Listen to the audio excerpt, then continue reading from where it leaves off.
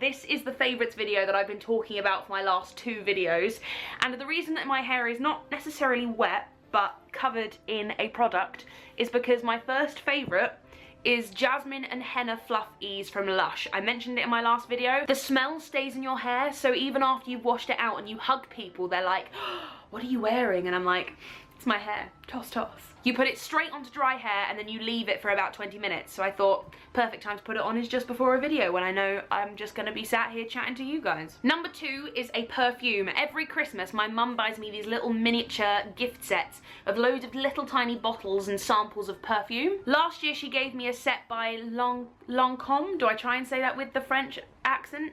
Lancôme. And it had this little bottle in it called Midnight Rose. I've become so obsessed with this that when I saw the big bottle of it in duty free on the way to Dubai, I couldn't resist. It's really floral and sweet, but very subtle. Number 3, I've become a little bit addicted to Whole Earth peanut butter. I'm not sponsored by them, but they did send me a couple of jars as a Christmas present. For anyone that knows me, I love Reese's Pieces, like the Halloween pumpkins that they do and then the Christmas trees that they do. I really love peanut butter. And this stuff is like the healthiest version of peanut butter that you can get, so I've kind of made it my writing snack. I literally had this jar open with a spoon in it, tapping away at my keyboard and every now and again just going.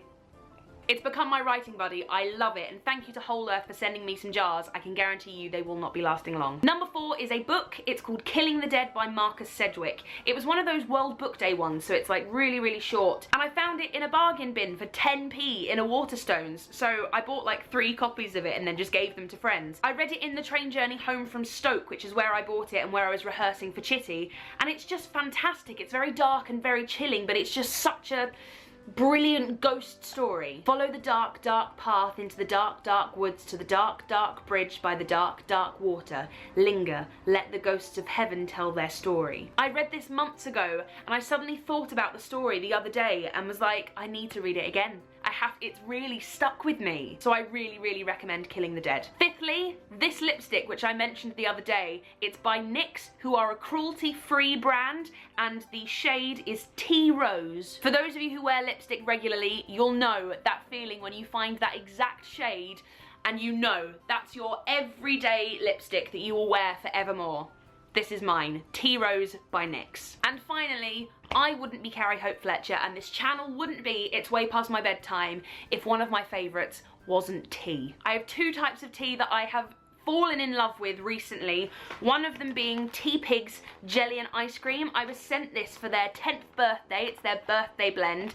I mean, it's jelly and ice cream tea. The smell, I can't tell you how spot on the smell is to jelly and ice cream. The taste is a little bit different, it still tastes amazing, and when you put honey with it, it's just so good. But the smell is exactly what jelly and ice cream smells like.